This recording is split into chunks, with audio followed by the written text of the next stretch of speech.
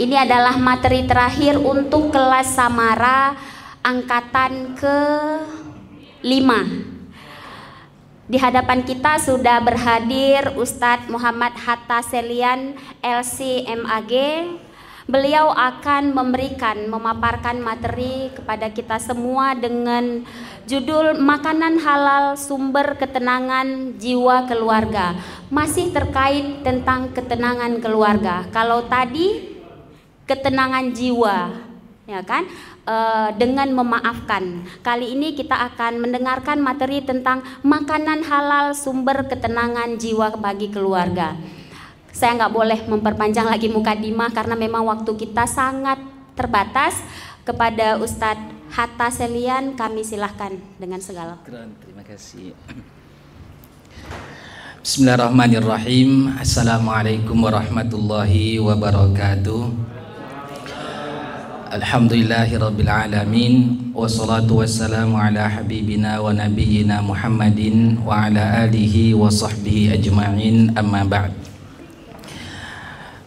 Semua insyaallah dimuliakan oleh Allah Subhanahu wa taala. Dalam sesi ini, sesi yang sangat mempengaruhi dari sesi-sesi sebelumnya, mengantuk atau tidak, ada tadi gajah, ada semut, ada ular, ada ulat. Sebutkan satu hewan memangsa hewan. Harimau. Sebutkan, bisa harimau, singa. Sebutkan satu hewan yang memakan rerumputan. Masya Allah, pinter. Ya. Harimau dan sejenisnya memangsa, menerkam, memakan hewan-hewan, bahkan sejenisnya juga dia makan. Dan makanan yang ia konsumsi membentuk karakternya menjadi buas. Bukankah demikian? Kambing, sapi makan rumput lembek-lembek dan membentuk karakternya mudah untuk diatur, bisa kita pelihara. Ternyata makanan itu mempengaruhi jiwa. Kalau ada seorang suami atau istri seperti singa kelaparan, mungkin makanannya keras. Kalau ada suami atau istri seseorang lembut, bisa pengaruh dengan makanan. Satu hari seorang pemikir muslim diundang ke Eropa, lalu dijebak dengan sebuah pertanyaan, mengapa babi itu diharamkan? Kalau dijawab, karena babi mengandung cacing, ya begitulah, dan seterusnya. Lalu dibantah lagi, sekarang itu dulu katanya, karena dia dilepas makan apa saja kotoran-kotoran. Sekarang kami pelihara, kami ternak, dan kami sterilkan makanannya, dan dapat dipastikan hilang itu cacing tersebut. Syekh tidak menjawabnya seperti itu. Beliau meminta tolong bawakan 2 ekor babi jantan dengan 1 ekor betina, dan bawakan juga 2 ekor ayam jantan, 1 betina. Kemudian dibawakanlah, dimasukkan 2 ekor ayam jantan dengan 1 ekor betina. Apa yang terjadi? Berantem, memperebutkan 1 ekor betina. Kemudian diganti, masukkan 2 ekor babi jantan, 1 ekor betina. Cuek-cuek saja dihajar perempuan itu oleh temannya. Santai aja dia, nggak ada cemburu. Kemudian pemikir muslim mengatakan, orang yang terbiasa memakan hewan yang satu ini, khinzir ini, akan membentuk karakter seperti hewan itu. Maka dia tidak punya rasa cemburu ketika seorang suami istrinya dicokeh orang, dibawa orang jalan, anak perempuannya digandeng orang, nggak ada rasa cemburu. Karena sudah terbiasa makan babi, biasa aja dia. Tapi kalau yang baik secara agama, baik secara watak dikonsumsi, maka akan membentuk watak karakter orang itu. Orang Arab itu sangat-sangat pencemburu. Jangankan disentuh istrinya, anak perempuannya, dipanggil namanya saja itu bisa berantem kita. Misalnya nama istrinya Khadijah, lalu kita panggil, mana istri kamu Khadijah? Itu bisa besar masalahnya. Kenapa? Karena ternyata onta itu sangat pencemburu. Dia nggak lupa itu. Tahun ini kita sakiti istrinya, bukan istri ya. Kalau onta hewan itu istrinya itu apa? Pasangan. Kalau disakiti tahun ini pasangannya, sampai tahun depan kita pergi lagi ke sana ke Arab Saudi misalkan, dia akan ingat, dihajar kita. Begitu. Karena ternyata pengaruh makanan itu sangat besar dalam membentuk jiwa seseorang. Allah Subhanahu wa taala menciptakan kita sebagai manusia dan Allah pun tahu apa yang cocok untuk kita. Maka judul yang diamanahkan kepada kami hari ini judul yang sangat luar biasa bagi kami sendiri. Kami rasakan tentu yang paling utama bagaimana supaya Allah Subhanahu wa taala memberikan dan membimbing saya sekeluarga bisa mengamalkan judul ini, Bu. Ya. Itu yang pertama. Saya berharap saya dan istri keluarga saya bisa mengamalkan judul ini. Jika Allah takdirkan juga kita para pendengar mendapatkan manfaat, walhamdulillah. Hada min fadli rabbina. Kita mulai dengan firman Allah Subhanahu wa taala di surah Al-Baqarah ayat 168. Kalimat halal dan thayyib dalam Al-Qur'an sangat banyak sekali. Tapi kalau bergabung halal dan thayyiban hanya 4 tempat. Yang bisa menjawab 4 tempat itu di surah apa saja, ayatnya nomor suratnya enggak masalah. Suratnya saja halalan thayyiban. Dia bergabung. Kalau terpisah banyak. Tapi kalau bergabung halalan thayyiban atau halalun thayyibun itu 4 surat saja. Yang bisa menjawab biasanya saya bawa hadiah lah. Ini buku kalau warnanya kitab ya, kitab bahasa Arab. Kalau warna seperti ini biasanya untuk laki atau perempuan? Untuk perempuan. Ini judulnya Kaifatus Idina Zaujaki, bagaimana cara membahagiakan istri. Ya, ada satu lagi warnanya biru, bagaimana cara membahagiakan suami. Dan kitab ini saya baca di pengajian-pengajian. Ini khusus untuk ibu-ibu, satu lagi untuk bapak-bapak. Ya. Kembali ke ayat ini. Allah Subhanahu wa taala mengingatkan kita, ya ayyuhan nas. Nas itu mencakup semua selain jin. Orang Islam atau orang kafir masuk di dalamnya. Lalu Allah perintahkan kulu, makan. Makan apa? Mimma fil ardi, apa yang ada di muka bumi ini yang bentuknya halal dan thayyiban. Halal itu adalah hukum, thayyiban sifat. Hukum secara syar'i, halal dan thayyiban. Wala tattabi'u khutuwati syaitan, jangan ikuti langkah-langkah syaitan. Innahu lakum aduwwum mubin, sungguhnya syaitan musuh nyata bagimu. Ini luar biasa. Kalau kita lanjutkan slide-nya lagi, ini sedikit berbeda di ayat 172. Ya ayyuhalladzina amanu. Kalau tadi kan ya ayyuhan nas. Di sini ya ayyuhalladzina amanu, wahai orang beriman, makan yang baik. Tidak disebutkan halal lagi, cukup baik saja. Kenapa? Dahsyat. Orang beriman itu sebenarnya konsepnya nggak perlu lagi bahas masalah halal, udah tahu dia, udah tahu. Jadi kalau ada orang beriman mengaku dirinya masih main riba, masih yang haram, itu nggak jelas itu, nggak jelas. Sekarang orang beriman itu konsepnya sudah naik ke atas. Apa itu? Cari yang baik, yang baik.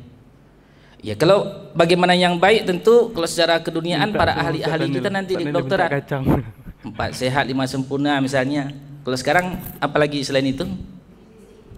Oh, gizi seimbang. Masya Allah. Dahsyat. Jadi orang beriman itu konsepnya dokter, ketua FDP. Enggak lagi bahas masalah halal sebenarnya, yang thayyib saja. Itu sudah kurikulum sudah kita lewati begitu. Karena perintah Allah untuk orang beriman sudah selesai, itu konsepnya halal. Sudah selesai. Kulu minat thayyib min thayyibatin. Dalam surat Al-Mu'minun, surat Al-Mu'minun ya. Itu Allah khususkan untuk Rasul lagi. Ya ayyuhar rusulu kulu minat thayyibati wa'malu salihah. Wahai Rasul-Rasul, makanlah yang baik dan beramal soleh. Enggak dimasukkan lagi halal, karena sudah lewat konsepnya itu. Sedang jemaah sekalian yang dimuliakan Allah Subhanahu wa taala, maka kalau ini kan tapi umum ini ya. Kalau lagi nanti naik kelas kita, judulnya lagi bukan lagi masuk ke halal, makanan halal, lebih dari itu. Kenapa nggak masukkan halal? Udah kelewatan itu, orang Islam tuh nggak pikir lagi, memang sudah halal selalu dicari. Sama dengan ketika kita hidup di Indonesia, kenapa harus ada label halal? Bukankah kita ini mayoritas Muslim? Kenapa harus ada halal? Kalau label halal itu semestinya ada di Jepang, adanya ada di Perancis, di negeri-negeri yang minoritas Muslim seharusnya. Tapi kenapa masuk ada label, harus ada label halal? Berarti kan ketinggalan zaman. Alaysa kadzalik? Bukankah demikian? Iya. Sidang jemaah sekalian dimuliakan Allah Subhanahu wa taala. Di ayat pertama tadi di surah Al-Baqarah ayat sebelumnya tadi, Allah Subhanahu wa taala ingatkan bahwa ada hubungan antara makanan halal dengan pengaruh ajakan-ajakan syaitan. Ada hubungannya. Maka kita sebagai seorang muslim sangatlah berhati-hati terhadap ajakan-ajakan itu. Halal kebalikannya secara hukum haram. Haram itu bisa secara zat dan bisa secara metode. Secara zat misalkan tadi khinzir, haram secara zat, atau haram secara metode. Zatnya halal, dia air mineral halal misalkan, kemudian nasi halal zatnya, tapi metode untuk mendapatkannya yang tidak halal. Itu akan mempengaruhi satu di antara sekian penyebab terhadap kejiwaan, ketenangan seseorang dan keluarganya. Perbuatan haram yang kebalikan halal tadi itu adalah dosa, dan dosa menjadikan beban bagi pelakunya. Dalam surat Al-Insyirah, ketika Allah Subhanahu wa taala sebutkan alam nashrah laka sadrak wa wada'na anka wizrak, kami angkat darimu dosa. Alladzi anqadha dhahrak, dosa itu membuat beban. Dosa itu membuat beban. Pelaku dosa walaupun kelihatan happy dia, beban, Allah berikan beban pada dirinya. Wajahnya nanti muram, masalah akan dihadapi. Lain lagi di akhirat, tentu di akhirat iswaddat wujuhuhum, akan menghitam wajah-wajah mereka, walaupun di dunia kelihatan putih dulu. Perbuatan haram yang kebalikan halal itu membawa beban pada diri seseorang. Ada perkataan ulama kita dahulu, termasuk Al-Imam Syafi'i rahimahullah, dalam kitab beliau Diwan. Saya tidak bawa tadi kitab beliau Diwan. Beliau sebutkan tentang seorang laki-laki, perbuatan dosa seorang laki-laki akan menjadi imbas pada istrinya. Perbuatan dosa seorang suami akan berimbas pada istrinya. Seorang suami yang menjaga aturan Allah, akan Allah jaga istrinya.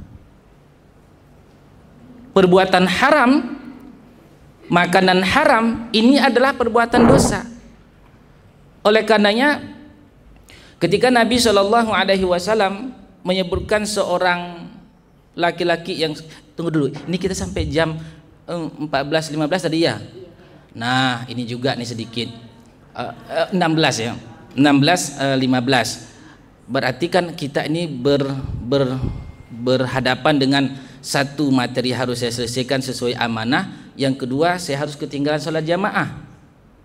Ini kan masuk asar nih, entar lagi. Kalau saya nggak selesaikan materinya, seandainya pun panitia berikan uang, berarti makan uang korupsi, udah haram. Ya kan? Ini kalau seandainya ada, kalau seandainya. Kalau saya lanjutkan sampai selesai materi, waktu sholat jamaah, saya berusaha tidak mau ketinggalan jamaah. Bagaimana cara mengkompromikannya ini? Kalau jamaah sekian, kalau jamaah bapak-bapak, ibu-ibu, saya yakin lebih cepat, lebih bagus kan? Ya, lebih cepat bagus. Berarti kita cukupkan. Nah, saya sudah telepon tadi Ustaz Yesar, Ustaz, saya nggak mau ketinggalan sholat jamaah. Tapi sisi lain juga materi ini harus saya selesaikan. Minta pendapat lu ketua FDP.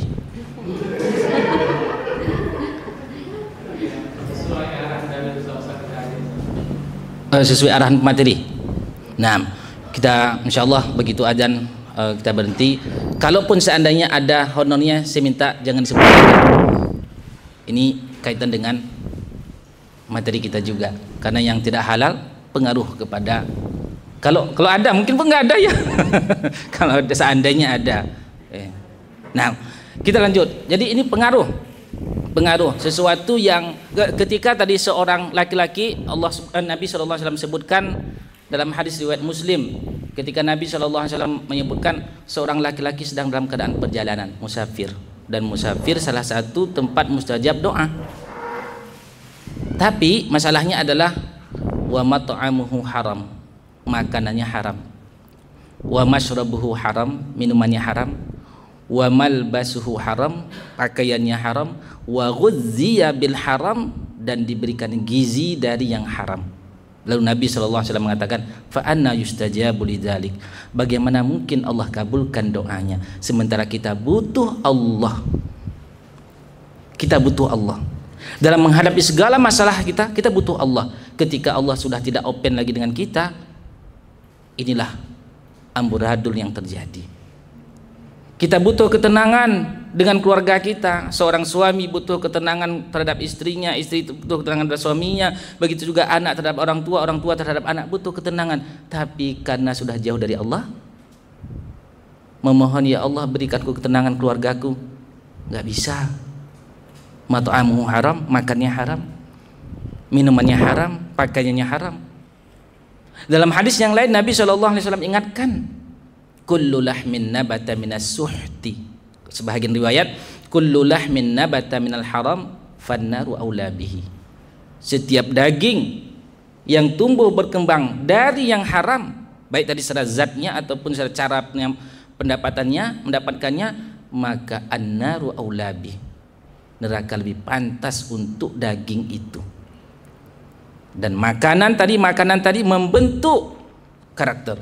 Seorang ulama pernah satu hari beliau naik kendaraan, lalu kendaraan nggak patuh, kendaraannya nggak patuh, nggak mau disuruh. Kalau dulu kendaraannya bukan seperti kita, roda ada ininya mesinnya, ini roda kendaraan hewan dulu, nggak patuh.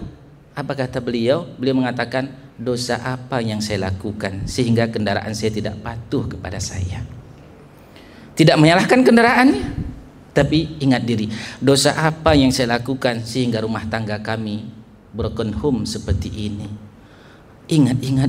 Oh, ternyata ada makanan yang tidak halal saya ambil, ada hak orang yang saya tahan. Ke situ kita teringatnya. Dan itulah akan membentuk. Dulu ulama-ulama kita seperti ibu Al-Imam Syafi'i dan ibu-ibu ulama kita yang lain, itu selalu berpesan kepada suaminya, wahai suamiku, jangan masukkan perkara syubhat apalagi haram ke dagingku dan daging anakku. Lebih baik pahit hidup di dunia daripada dahsyatnya beratnya api neraka. Itu selalu dipesan. Sebelum berangkat suami mereka itu selalu dipesan oleh istrinya. Maka terjagalah, lahirlah sekaliber Al-Imam Syafi'i, lahir sekaliber Imam Bukhari, Al-Imam Muslim, An-Nasai, Ibnu Majah, Tirmizi dan seterusnya, menjadi mercuar-mercuar Islam. Lahir dari mana? Dari keluarga, makanan mereka jaga. Hari ini ada anak menendang ibunya, memukul bapaknya, membunuh saudara-saudarinya, ada pengaruh dari makanan yang diberikan. Membentuk watak sebagaimana kita sebutkan di awal tadi, hewan buas itu karena dia makan yang sesuatu yang buas juga melahirkan karakter yang sama. keras juga dia, buas juga dia. Mudah-mudahan Allah Subhanahu wa taala anugerahkan kita semua, saling mendoakan kita bapak-bapak, ibu-ibu sekalian untuk selalu memperhatikan dari dasar sekali ini. Dari dasar itu nanti akan membentuk karakter kita taat kepada Allah Subhanahu wa taala. Dosa itu ibaratkan onderdil daripada kendaraan. Dosa itu. Kalau satu dosa dilakukan, dia akan minta dosa berikutnya. Ini enggak kita obati, minta lagi dosa berikutnya, sampai nanti disebutkan dalam hadis bahwa ketika dosa-dosa ini berkumpul, maka jadilah hatinya seperti cawan terbalik. Cawan itu apa bahasa itu? Gelas terbalik. Yang seharusnya ke atas mulutnya tapi ke bawah dia. Diisi air, enggak masuk, enggak bertahan. Nah, kalau makanan ini terus diberikan yang haram, membentuk, sulit sekali nanti dia taat kepada Allah. Sulit sekali dia menerima nasihat agama. Membal itu. Maka sekira ini saja materinya tadi, tapi materinya dalam bentuk bahasa Arab. Semua ini diantara hasil yang didapatkan bagi orang-orang yang selalu menjaga makanan-makanan halal. Allah berikan keberkahan pada dirinya, maka keberkahan pada harta tersebut juga Allah berikan ar-rahatun nafsiyah, ketenangan jiwanya. Bagaimana enggak tenang kalau makan haram, enggak tenang jiwanya itu. Al-qalaq wa tawattur kata orang Arab. Akan ada rasa depresi, akan ada rasa gelisah pada dirinya. Kemudian yang ketiga, dengan adanya makanan halal selalu kita konsumsi akan menguatkan nilai-nilai dan karakter kita, seperti yang disebutkan contoh tadi 2 hewan. Kemudian juga yang keempat, menguatkan hubungan dengan Allah, karena orang yang dalam tubuhnya makanan halal, haram, minuman haram itu jauh dari Allah, susah dia. Termasuk juga dalam kitab Mukhtasar Minhajul Qasidin, Al-Imam Ibnu Qudamah menyebutkan, orang ketika sulit bangun tahajud di malam hari, kemungkinan ada dosa dilakukan di siang hari. Kalau makanan yang haram kita lakukan, Allah hukum kita nggak sanggup saat malam, nggak sanggup kita baca Quran, nggak kita sholat sunnah. Hukum orang yang tidak sholat sunnah saja itu hukuman bagi dia. Ketika misalkan ketinggalan sholat qobliyah kita, qobliyah asar atau qobliyah maghrib nanti atau ba'diyah maghrib, ketinggalan, tidak ada perasaan sedih kita, sholat sunnahnya ketinggalan, itu hukuman bagi kita. Mungkin ada dosa yang sebelumnya kita lakukan sehingga Allah hukum dengan tidak merasa sedih ketinggalan kebaikan. Nah, itu yang keempat. Kemudian yang kelima adalah as-salamatu baina afradil usrati, keselamatan, ketentraman bagi masing-masing keluarga kita. Dan yang terakhir adalah khatimah, semoga Allah Subhanahu wa taala menganugerahkan kita makanan yang makanan halal, dan Allah anugerahkan keluarga kita dari makanan halal ini menjadi keluarga yang tenang, sakinah, mawaddah, warahmah. Amin ya rabbal alamin. Saya kira demikian waktu kita, mudah-mudahan ada manfaatnya. Saya kembalikan ke Ibu Moderator. Alhamdulillah, terima kasih banyak Ustadz. Kita masih boleh diskusi Ustadz atau berapa menit lagi? 5. Kita masih banyak ini waktunya Ustadz. Jam 15.22. Oh, boleh. 25 menit lagi. Baik, terima kasih banyak Ustadz atas paparan materinya terkait makanan halal yang merupakan sumber ketenangan jiwa bagi keluarga kita. Bagi Bapak Ibu sekalian peserta kelas Samarah hari ini, tentunya banyak hal yang ingin ditanyakan. Kita masih punya waktu sekitar 20 menit lagi untuk diskusi. Kepada Bapak Ibu sekalian yang ingin bertanya, kami persilahkan.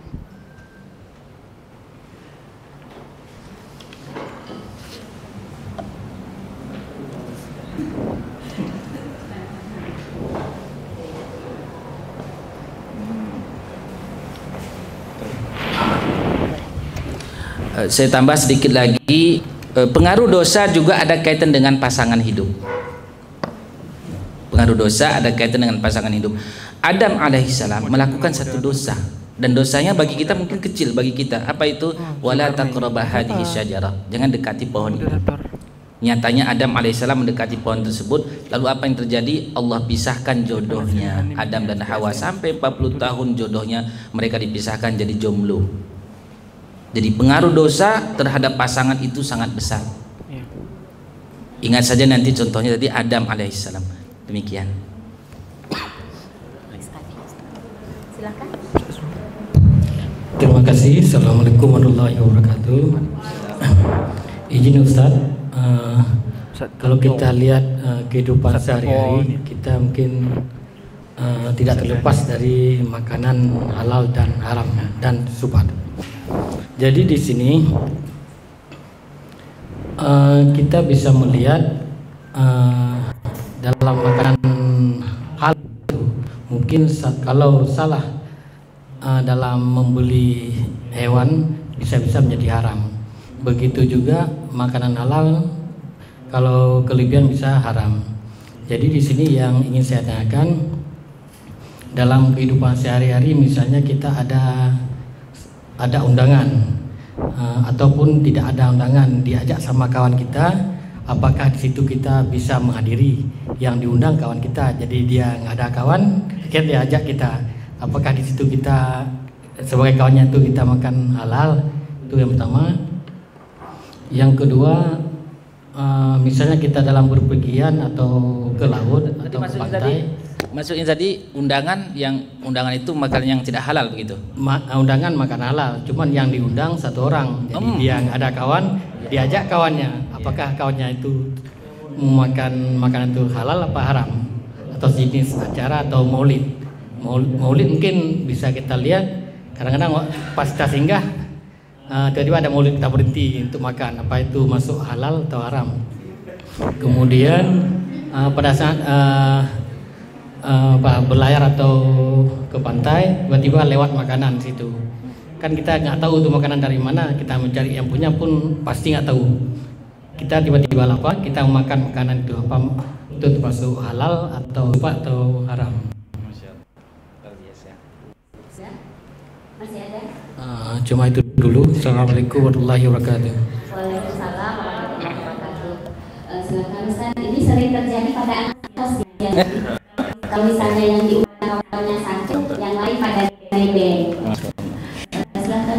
Nah, kalau dalam istilah Arab itu namanya at-tufaili. Pernah dengar? At-tufaili? Tufaili itu seseorang yang selalu mengintip-ngintip di mana posisi orang sedang kenduri. Iya. Iya, nama itu bahasa Arab itu. Jadi kalau baca kisah itu yang panjang, jadi ada saya baca kisah sedikit ya. Jadi seorang ini Tufaili ini dia selalu nggak pernah diundang tapi hadir. Akhirnya seorang yang pemilik kondangan ini membuat aturan. Ini yang ada dapat undangan ke sini. Akhirnya naik ke atas keluar lagi pintu, nggak masuk lagi orang itu yang tidak dapat undangan tadi. Atau Tufaili namanya dalam bahasa Arabnya itu. Nah, ini tentu dalam hadis yang hadis Al-Arba'in, Nabi kita SAW menyebutkan innal halala bayyinun. Sesungguhnya halal itu jelas. Wa innal harama bayyinun. Sesungguhnya haram itu jelas. Wa bainahuma mustabihat. Di antara yang halal dan haram ini ada yang samar, ragu kita ini halal tidak. Kalau kondisi dalam pertanyaan tadi berarti kan ragu ini. Saya ini nggak dapat undangan, tapi saya diajak oleh orang yang diundang, nggak dapat. Kan ragu ini, syubhat. Solusinya apa? Disebut oleh Nabi kita. Famanittaqas syubhat faqad istabra'a an dinihi wa irdihi. Orang yang menghindari syubhat ini tadi, maka sungguh dia telah menjaga agama dan harga dirinya. Yang menghindari. Waman waqa'a fi syubhat, orang yang sudah terbiasa jatuh dalam syubhat, oh enggak apa-apa sekali. Biasanya diundang lagi oleh temannya, dia enggak dapat undangan, kedua kali, tiga kali. Orang yang terbiasa dengan syubhat, waqa'a fil haram, dia akan nanti terjatuh dan terbiasa dengan yang haram. Dalam hadis yang lain Nabi SAW menyebutkan da'ma yaribuka ila ma la yaribuka. Tinggalkan yang meragu-ragukan kepada yang tidak meragu-ragukan. Kalau kondisi orang yang diundang nebeng ini belum pada tahapan darurat, maka dia masuk kategori syubhat, menghindarinya, selamat agama dan selamat harga diri. Kaitan dengan barang yang lewat tadi. Ada pernah dengar kita istilah luqatah? Luqatah kalau dalam fikih itu namanya barang temuan. Kalau barang temuan itu barang yang akan rusak jika tidak diambil, seperti sayur jatuh, sayur ketika datang orang naik Honda, jatuh sayurnya, nggak tahu lagi siapa pemiliknya. Kalau dibiarkan dia akan rusak sendiri, nggak ada manfaat. Jika model seperti ini boleh diambil, dimanfaatkan.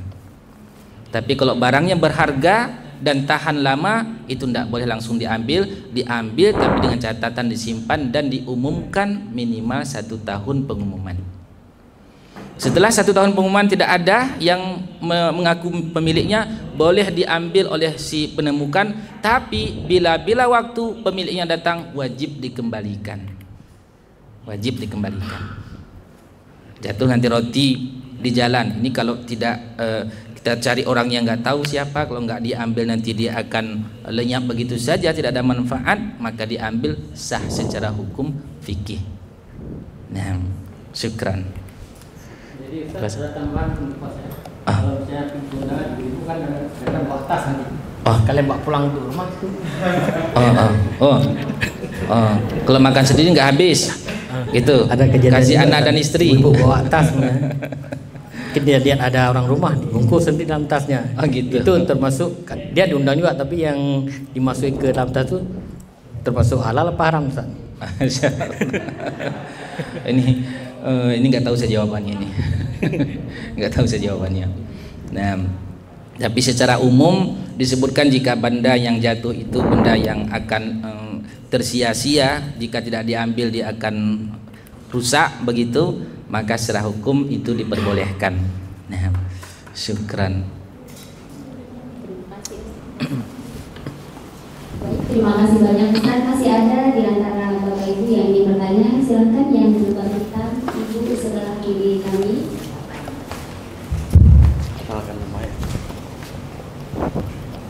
Baik, terima kasih banyak sebelumnya Ustadz. Perkenalkan, nama saya Sausan. Pertanyaan pertama saya ini masih relate dengan pertanyaan Bapak Jufri. Saya pernah belajar bahwa fikih itu adalah yakin atau keyakinan. Nah, kalau kita yakin itu hal yang halal, tidak syubhat, maka makanan itu menjadi halal. Namun jika tidak yakin atau ragu-ragu, maka makanan itu menjadi syubhat, yang otomatis ujung-ujungnya menjadi haram. Nah, apa pendapat Ustadz terkait hal itu? Pertanyaan saya yang kedua masih berkaitan dengan pernyataan Ustadz sebelumnya. Yang ingin saya tanyakan apakah semua hal buruk itu dapat dinisbahkan dengan adanya dosa-dosa yang kita lakukan di hari-hari sebelumnya gitu. Sekian, terima kasih banyak Ustadz. Luar biasa sekali. Yang pertama, makna fikih. Fikih dalam bahasa Arab artinya al-fahmu. Al-fiqhu al-fahmu. Fikih artinya pemahaman. Ketika saya mengatakan faqihtu kalamaka, ai fahimtu kalamaka. Ini ada Ustaz kita, Ustaz Azhar, Ustaz yang ahli bahasa Arab. Faqih artinya orang yang paham.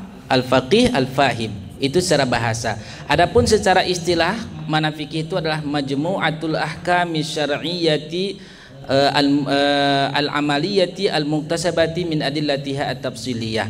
Yang dimaksud dengan fikih adalah kumpulan hukum-hukum syar'i dalam bentuk amalan yang diambil dari dalil-dalil terperinci. Itu makna fikih. Saya baru tahu kalau fikih itu maknanya yakin. Kalau saya yakin nanti uang orang ini halal, untuk saya jadi halal uangnya. Tapi bagus, ini luar biasa nih. Dapat ilmu baru saya. Nah, jadi kalau fikih secara bahasa artinya pemahaman, secara istilah kumpulan hukum-hukum syar'i dalam bentuk amalan yang diambil dari dalil-dalil terperinci. Kalau dalilnya global itu usul fikih. Kalau dalil terperinci itu fikih. Misal, apa hukumnya sholat? Wajib. Apa dalilnya? Aqimus sholah. Itulah fikih. Kalau usul fikih bagaimana? Usul fikih itu misalnya al-aslu fil amri al-wujub. Hukum asal perintah itu adalah wajib. Itu usul fikih. Tapi kalau fikih dia langsung dari dalil yang terperinci. Apa hukumnya sentuhan kulit laki perempuan yang bukan mahram atau muhrim? Haram. Mana dalilnya? li an yut'ana fi ra'si ahadikum bimakhitin min hadidin khairun lahum min an yamussa yadam ra'atin. Seseorang ditusuk kepalanya dengan makhit, apa itu? Jarum yang dengan jarum yang terbuat dari besi, itu lebih baik dari sentuhan kulit yang bukan mahramnya, menyentuh tangan wanita yang bukan mahram. Itu namanya fikih dengan dalil terperinci. Nah, kaitan tadi dengan sesuatu menimpa seseorang, sesuatu musibahkah ia atau sesuatu kejelekan menimpa seseorang, apakah itu murni karena dosa dia lakukan? Bagi kita ketika Allah uji dengan suatu musibah, harus kita ingat diri kita, dosa apa yang saya lakukan, itu bagi kita. Tapi bagi orang, jangan kita tuduh ini gara-gara dosa kamu tuh, jangan, nanti sakit hati dia. Karena Nabi kita SAW juga diuji dengan berat sekali ujian. Apakah karena dosa beliau? La. Jadi orang yang mendapat ujian bisa pertama disebabkan oleh dosanya, bisa kedua untuk meninggikan derajatnya. Jadi kalau kita yang ditimpa, misalkan Allah takdirkan jatuh, Allah takdirkan ban Honda nanti bocor, langsung teringat dosa apa yang saya lakukan tadi sehingga Allah uji dengan kendaraan saya. Tapi kalau teman kita yang kejadian, jangan begitu. Dosa apa tadi kamu lakukan bro? Jangan. Hai ustadz, hai teman, hai saudari, hai ikhwah, hai akhwan, akhi ukhti, Allah sedang mengangkatkan derajatmu sehingga Allah uji sampai tahun sekian masih jomblo misalnya. Ya, itu untuk orang. Tapi untuk kita harus selalu kita tembak diri kita, dosa apa yang saya lakukan sehingga saya diuji dengan seperti ini. Demikian Ustazah, syukran. Baik, terima kasih banyak Ustaz. Waktunya sudah jam 3:30. Masya Allah, betul. Asar jam berapa? Udah hampir.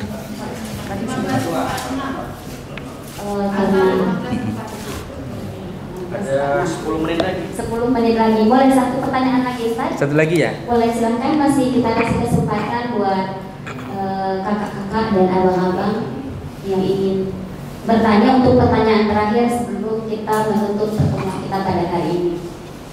Enggak ada? Alhamdulillah. Ustaz, saya aja kalau enggak. Ini masih terkait dengan pertanyaan abang yang di sebelah kanan. Kalau misalnya kita ke luar negeri, Ustaz, kan, di sana kan pilihan makanan teraman mungkin bagi kita seperti ayam goreng. Tapi kan sebagai seorang Muslim, makanan yang halal dan thayyib dipotong dengan tata cara yang memang sudah disyariatkan. Nah, di sana kan kita nggak tahu Ustaz siapa yang potong. Oke, kalau kita sebagai orang dewasa mungkin bisa memilih jenis makanan lain, apa kita cari Indomie dan teman-temannya. Tapi ada anak kecil yang kadang ikut, dia potong gitu. Gimana caranya supaya makanan yang kita kasih itu untuk anak itu gimana hukumnya itu Ustaz? Masya Allah. Ini menarik ini. Ada satu kaidah fikih yang ini menjadi insyaallah kemana saja kita berada membuat kita tenang hati. Al-aslu fil asya'i al-ibahah. Hukum asal segala sesuatu itu adalah mubah. Mubah artinya boleh. Itu kaitan dengan urusan keduniaan. Hukum asal segala sesuatu itu mubah. Selama tidak ada dalil yang mengharamkan, maka hukum asalnya mubah.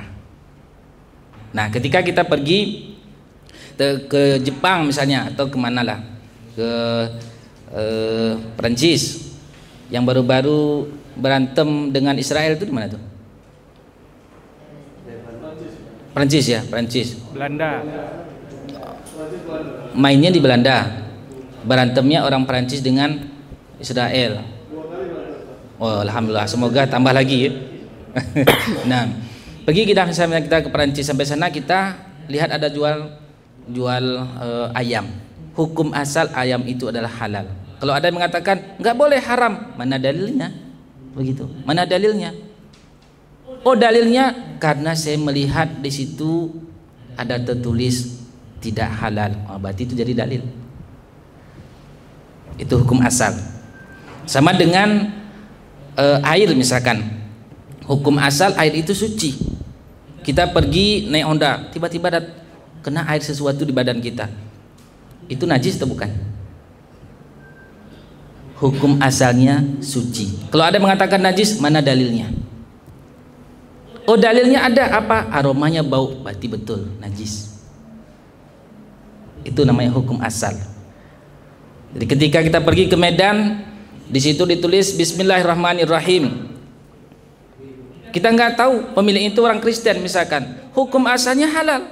Ketika ada orang mengatakan, Bu, jangan makan di situ, itu punya orang Kristen dan itu tidak halal, baru dah ada dalil. Saat itu kita nggak boleh lagi. Kemudian kaidah kedua, ad-daruratu tubihul mahzurat. Suatu kondisi yang terdesak, kondisi yang emergensi itu membolehkan yang haram, yang terlarang. Seandainya tadi pagi kita sebuah negeri itu nggak ada makanan apapun kecuali yang haram, cuman kalau nggak makan masalah kejiwaan kita bisa mati. Kondisi seperti itu darurat, wad-daruratu tubihul mahzurat. Kondisi yang emergensi membolehkan yang terlarang. Kaidah kedua, wad-daruratu tuqaddar biqadariha. Kondisi emergensi disesuaikan dengan kebutuhannya. Kalau kebutuhannya hanya 1 kilo, nggak boleh lebih 1 kilo sedikit. Lebih sedikit jadi haram. Nah, demikian. Barakallahu fiik. Saya tutup dengan doa kafaratul majlis sebelum saya kembalikan ke Ibu moderator. Subhanakallahumma wa bihamdika asyhadu an la ilaha illa anta astaghfiruka wa atubu ilaik. Walhamdulillahirabbil alamin. Saya kembalikan ke moderator. Terima kasih banyak Ustaz. Alhamdulillah hari ini kita sudah selesai mengikuti serangkaian kelas keluarga Samara. Terima kasih banyak Ustaz. Tidak memperpanjang lagi, saya mengambil kesimpulan bahwa makanan halal bukan hanya tentang apa yang kita makan, tetapi juga tentang bagaimana kita memandang makanan tersebut. Dengan mengkonsumsi makanan halal, kita tidak hanya menjaga kesehatan fisik, tetapi juga menenangkan hati dan jiwa. Saya tutup dengan sebuah pantun, membaca label halal sebelum membeli makanan. Pastikan halal dan bergizi. Makanan halal menjadi pilihan bijak untuk kesehatan dan ketenangan hati. Billahi